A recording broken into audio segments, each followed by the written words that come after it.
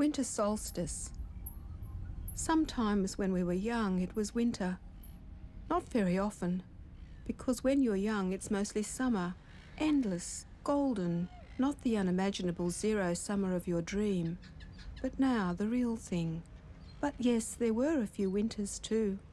Dramatic winters, with great turbulent aubergine skies rolling and crashing about, and moments of prescience so still you reeled in the darkening silence and held your breath and waited for signs and wonders and portents.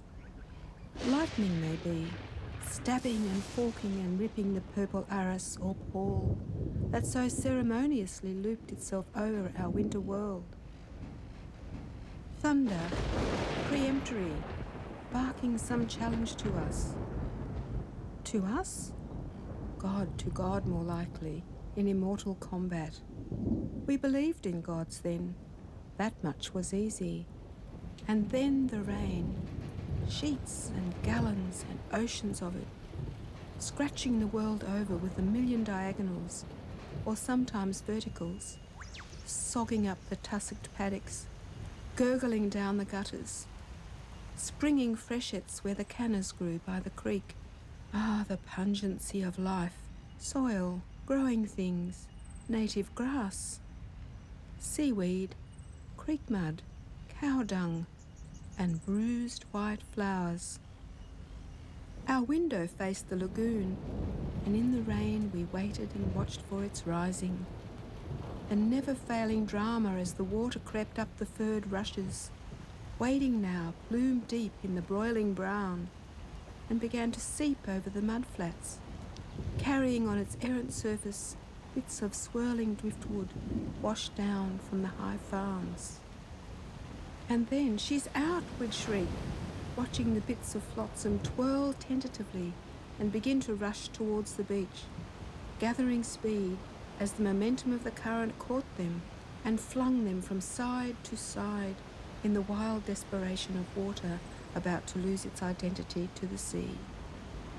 Our sluggish little lagoon seemed a mighty river then, and the banks of sand gouged out by its impetuous dash across the beach.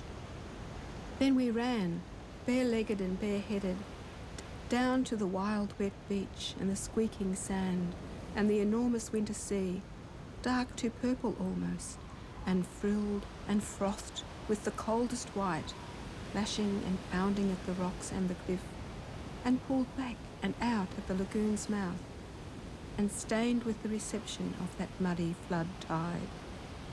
Rippling now at the beach's edge, fast and shallow, to be waded in until the ripples rushed up your legs and made fountainy high boots, and the wet gulls belching up like a cloud of scummy steam, and hanging there, beating, with their red legs stiff and their talons spread.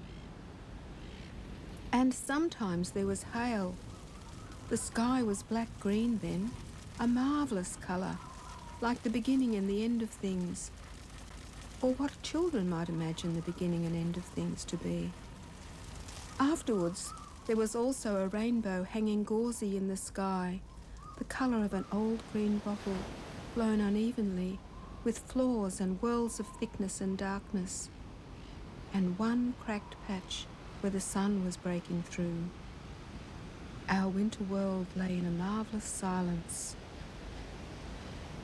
We wondered if there would be a shipwreck, and hoped there might. Sometimes there was seaweed draped and rotting. We thought we might quite like to be shipwrecked ourselves. Winter smelled of wet earth and sounded of the elements' horrible pleasure, shrieking and whining and howling and drumming, and felt for comfort. There have been winter solstices since. And once I shouted into the rumbled guts of the worst storm I have ever known. A yellow storm. Yellow's always the worst. It's more angry somehow. I've always shouted into yellow storms, being defiant by nature, I suppose. And once in a yellow storm there was a yellow balloon too, skittering madly over the yellow sea. Squeaking sands, the fury of the sea roaring up the cliffs and sobbing down in impotence, and a lagoon breaking its banks to make a playground for wild, wet children. The gods favour, I thought then, being a bit exalted with the weather. Eliot says there are other places which also are the world's end, some at the sea jaws. Where is the summer, he asks, the unimaginable zero summer? But I ask, where is the unimaginable winter? Sometimes when we were young it was winter, but not very often, of course. Perhaps children aren't allowed too much of a good thing. They might become addicted to the elements, believe in the old gods, turn heretic, or identify themselves with old cults, old practices, old sacrifices, and neglect their civilized destinies. It's a long way back to the sea's jaws, the world's end. Isn't it strange how your childhood dogs you and tracks you and won't let you be?